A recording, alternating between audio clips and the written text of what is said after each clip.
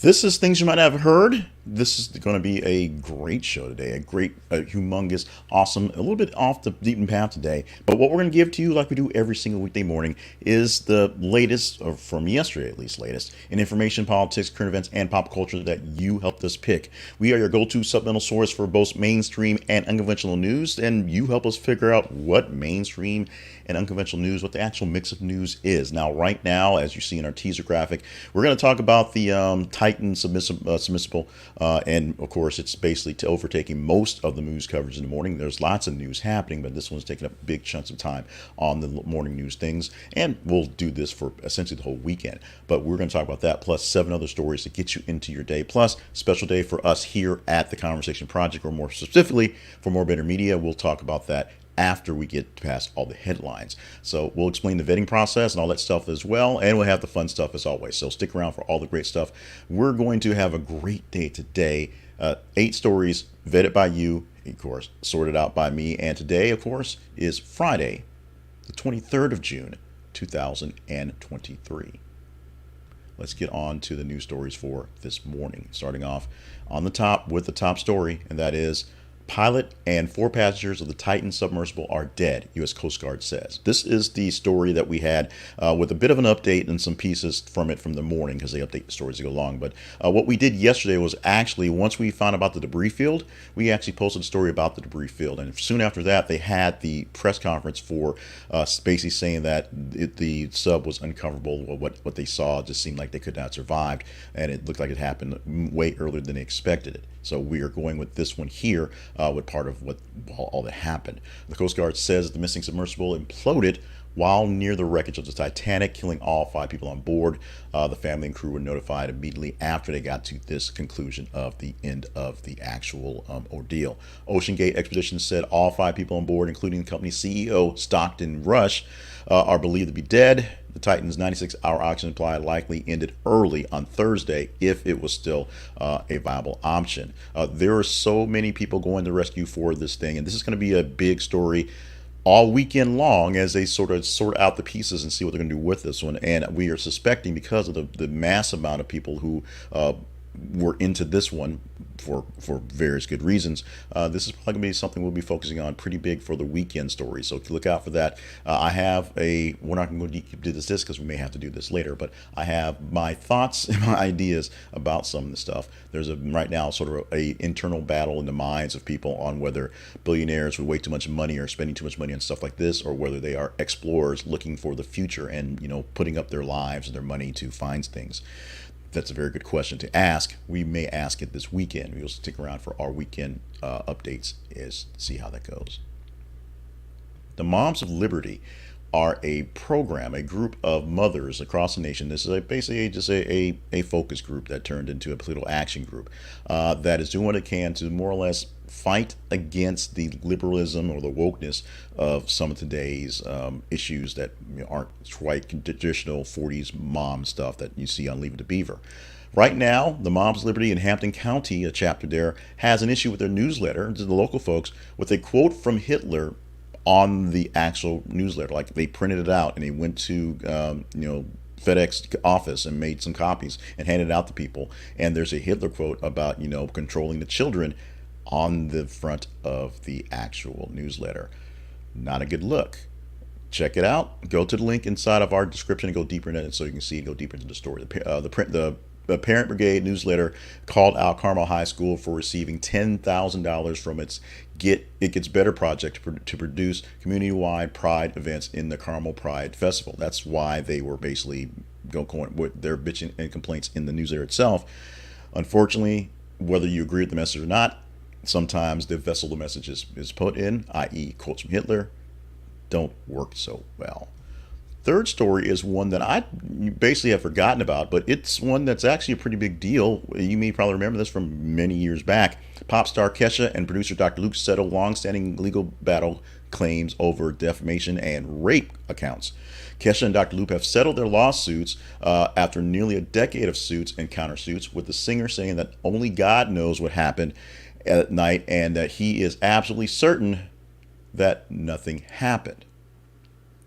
There you go. Kesha and Grammy-nominated producer reached a deal to avoid the trial that had been scheduled for this summer after all the time going back and forth over allegations that became the Me Too cause for Kesha supporters.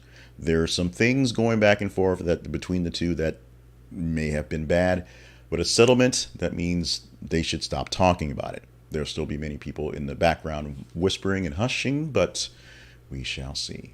This was a big deal back in the day when I was doing radio. This is a really big deal in the radio business. Elon Musk tweets challenge to Mark Zuckerberg to a fight. Elon Musk and Mark Zuckerberg have agreed to a cage match in the Vegas Octagon. Musk has a move he calls, quote, the walrus, that allows him to lie on top of opponents and do nothing, which sounds like a really bad joke that I want to say so much, but I want to keep this in the PG-13 realm, especially after I'm going to say, bitch a bunch in a bit. Meta is working on some competition stuff for Twitter, and Twitter doing the same, but we'll see some competitions because apparently they've decided to have this fight. Two nerds in the cage swinging at each other. Sounds extremely unexciting, but Joe Rogan's down before it, so there you go. Amazon is accused of enrolling customers into Prime without consent and making it hard to cancel. That sound familiar? Amazon has been accused by the FTC of tricking customers into Amazon Prime subscriptions. Number one, making the wrong click, turning you into an actual subscriber. And number two, the things that most of these things do, make it hard to cancel. I spent some time last night working on some old account stuff. As you know, it's following my story.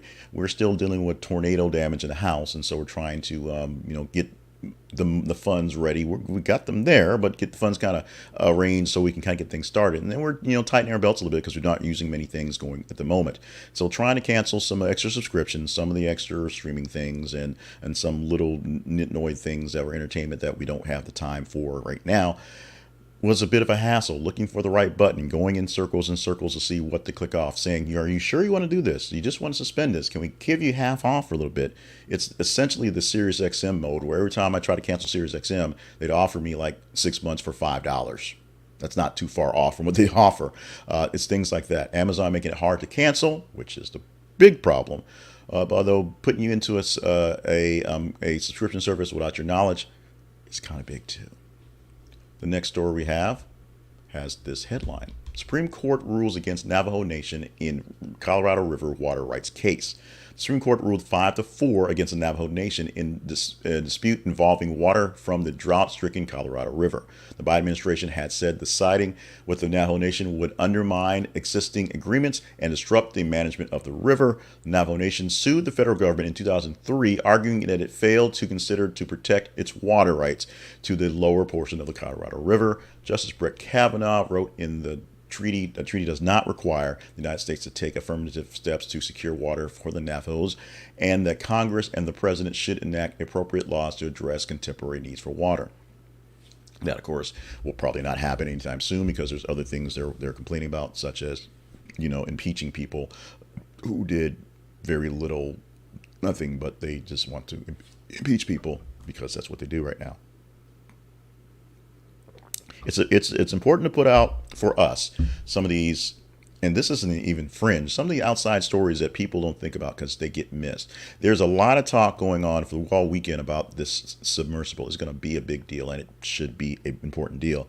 But stories like this, especially with the Supreme Court, as they're going to wrap up their sessions fairly soon with a bunch of different decisions, knowing what they're deciding on is kind of important. Roe versus Wade, remember that thing? Yeah, kind of important to know what's happening at the Supreme Court.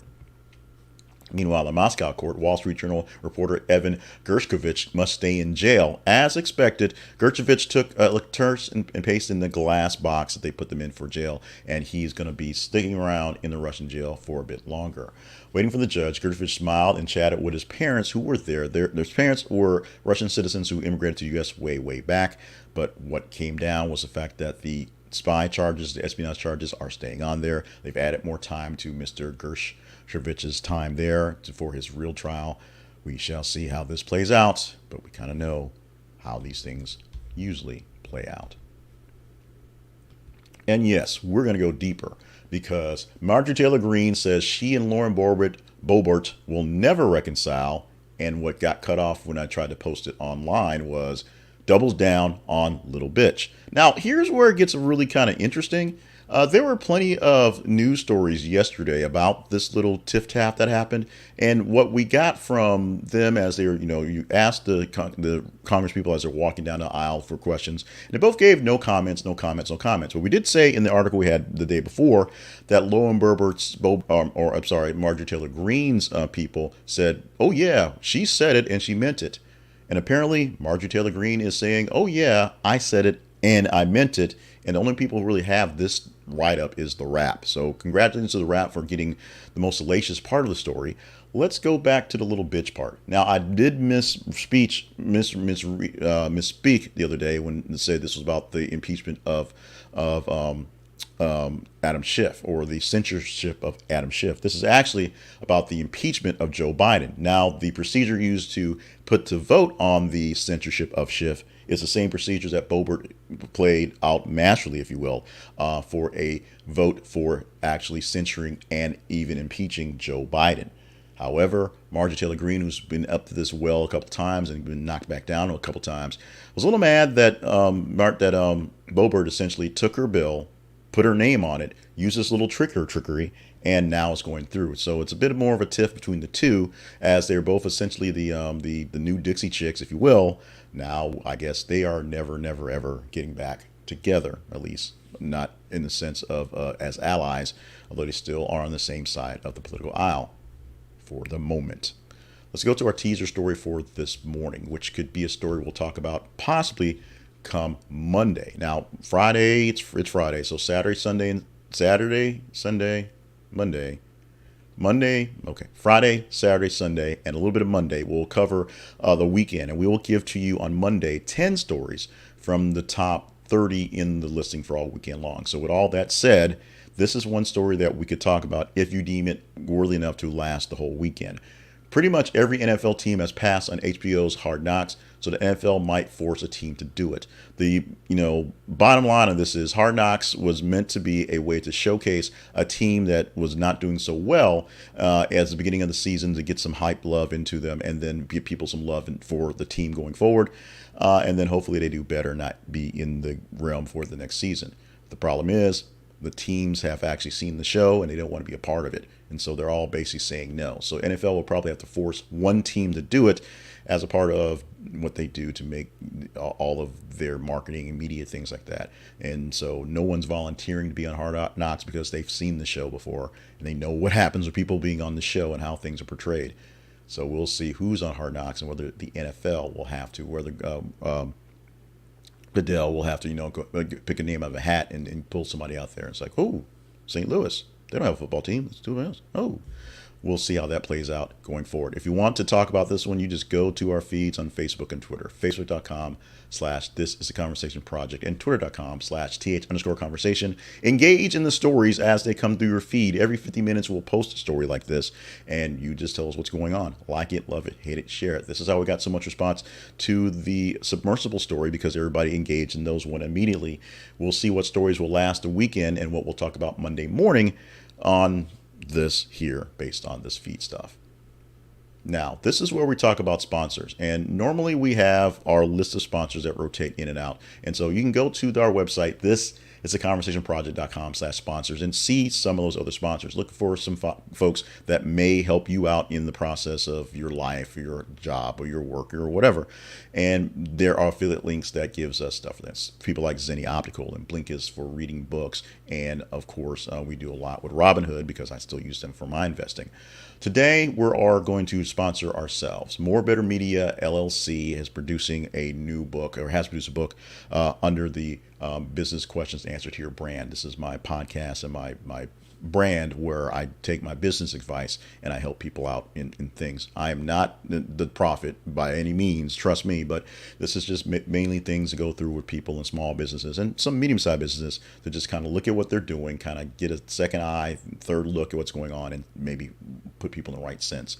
The new book is called Simple Tips for Business Success. Simple Tips for Business Success. If you search for Simple Tips for Business Success and J. Cleveland Payne, you will find the book. It took a few days to find it in search, but it is out there, and it's there. Or if you click the link that we have in the description that goes straight to Amazon, we are selling the book for the weekend for $0. What that means is this day, Friday, as I speak this thing, I need you to go to the Amazon and order it on your Kindle device, $0. If you want to get a hardback, I'm sorry, not hardback, a paperback, that is great. If you're watching the video, the left picture is what the Kindle version looks like. The right is what the paperback looks like, because I'm indecisive apparently. But you can go and click the link that's in the description or search for Simple Tips for Business Success, J. Cliff and Payne, and you will find that. The link is Amazon link, and so it's really long, so I'm not going to read it, and I didn't have time to do it shortly. But check it out. It's a fairly good book, and like I was saying to people before, I was in the process of writing a bunch of books and had a long hiatus because of a lot of stuff. Now we're back and doing it, and we're doing it on a better level. We've basically mastered the process. Now we are mastering the actual verbiage going in there. This is a pretty good one, and will be followed up fairly soon by the one I've been doing for a while, working on for a while, on bad business practices. But for right now, this is one that promotes the podcast I have that's called 2-Minute Business Wisdom. And so these are tips from that podcast that were transcribed and put into written form and fleshed out a little bit extra. Check it out. It's a pretty good book. Share it with friends. I'm not going to do the whole, make this on your Christmas list book, but check it out and help me out for $0 for free. You can get it on Kindle today. I need a lot of people to buy it so that I can get that Amazon bestseller rating, which means nothing but vanity for me.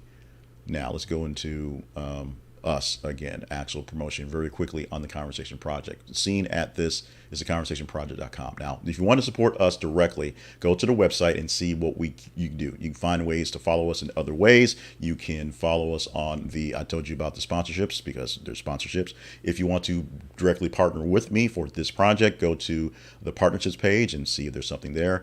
A Conversation Project is doing what it can to make sure that news stories are out there. And we call ourselves your news size piece, your secondary news source, because we're not Anderson Cooper, we're not Brett Baer, we're not the big guys doing all that heavy lifting. We pull from them to talk about just like anybody else. But we give you a forum where you can actually say, this one's more important than that one, and we appreciate you for all of that. So with that there, the most important thing you can do is keep following us on our places and watching our stuff, and of course being on their feeds to tell us what to talk about. But if you want to do more extra can be done by going to our main website. This is theconversationproject.com. Now it's time to have some fun, as we always do here on this video and audio program. June 23rd is the day, and birthdays on this day include Josh Weldon, of course, known for producing lots and lots of stuff, including Buffy the Vampire Slayer, 59 years old on the day. Selma Blair is 51, and Selma Blair, I cannot recall her doing anything in particular on screen lately, but she tends to pop up in the news, and her name's always in the trade type stuff. So happy birthday to Selma Blair. Hope everything is well on your 51st birthday. And Melissa Rauch, who of course is in the current edition of the Night Court show, and of course was part of the Big Bang Theory. Not sure which voice is a real voice, or if she has a real voice. Maybe it's all fake. She is 43 years old on this day today. Going back in history, seeing things that happened on the 23rd of June, going way back, starting off in 1888. Today was the day that Frederick Douglass, say that 3 times fast, became the first African-American nominated for U.S. president. Obviously, he was not the first to actually make it into presidency, and this is a history fact you may not have known. A lot of people know of Shirley Chisholm, but people may not know that Frederick Douglass was actually nominated to be the president. Obviously, that didn't work out so well in that case. Back in 1992, John Gotti, convicted of racketeering charges, was sentenced in New York to life in prison. The story of John Gotti being a prison guy, being a mob guy, ended with this right here, as he, went to jail for a long time of not so good things. And a not so good thing happened on this day a year later, 1993. Lorena Bobbitt of Prince William County, Virginia, sexually mutilated her husband, John, after he allegedly raped her. That's right. This is the day that Lorena Bobbitt cut off John Bobbitt's penis. And the jokes still continue decades later. Today, we're going to celebrate Friday Pizza Day, but not just any pizza. Today, for some reason, it is Detroit-style pizza day. I'm not sure exactly why, but it exists. Detroit-style pizza is not something made up by Pizza Hut to sell more actual pizzas that don't exist. It is a thing. And what makes it Detroit-style It starts with the crust, deep and thick in composition and yet light and airy in taste. The steel square pans borrowed from the auto industry give it a unique shape and one of a kind flavor because it's made of steel. Authentic Detroit style pizza layers the toppings backwards, meaning they lay the gourmet pepperoni directly on the hand stretched dough. Then comes a generous layer of Wisconsin brick cheese, spread all the way around the edges of the pan. The resulting caramelization cheese creates an incredibly crisp crust. Finally, racing stripes of tomato sauce finish the top. Yes, a Detroit style pizza is not just a big bunch of bread. It's bread, then pepperoni, then cheese, then the sauce. It makes absolutely no sense. It exists for some reason, and today is the day it's being celebrated. So have fun celebrating your Detroit style pizza or not. Also, one more thing you might have heard for today. Researchers at the University of California say sarcasm is important in social interaction. Subsequently, people who don't get sarcasm may have some damage in a part of their bright brain, meaning they cannot respond to socially appropriate ways. Researcher Karen P. Rankin found that part of the brain lost among those who failed in perceived sarcasm was not in the left hemisphere of the brain, which specializes in language and social interaction, but in the part of the right hemisphere previously identified as important only to detecting contextual background changes in visual text. Conditions including autism, closed head injuries, brain lesions, and schizophrenia can interfere with the ability to perceive sarcasm. So people who just don't get the jokes or can't understand sarcasm, there may be something literally wrong with them, and that's okay. We're not going to offer any sarcastic jokes here. It's just a situation where they thought it was one place, maybe it's somewhere else. One place we do know we love you is just here with us for the conversation. It's Friday, June 23rd. 2023 edition is finally done and over. So the week is done. The day is done. Although the day isn't quite done because we're posting news stories every 50 minutes on the feed so you can engage in those going down the lines for the rest of the day. So make sure you're engaging in the feeds because that is important. We hope that you will enjoy our the book that we're putting out there for Business Questions Answered here. So go to the link that we have in our description and get it on Kindle for free today. I need the numbers. I need your help. Just like I asked you to stick around for watching this thing or listening to this thing, I need you for this other thing too as well. It's going to help out immensely in the things we have going on right now. With that, we're going to sort of wrap it up so don't get too long. Make sure you stay hydrated, stay limber and on task for all the grand things you're here to do. Friday, Saturday, Sunday, and a little bit of Monday will be a part of the talking points for Monday mornings, things you might have heard. So the stories that you engage in over the weekend, tell me the stories we'll talk about come Monday morning, and we'll be prepared for that. Thank you so much for all the love. Thank you so much for all the support. Thank you for being y'alls. We're going to be y'alls together again Monday morning.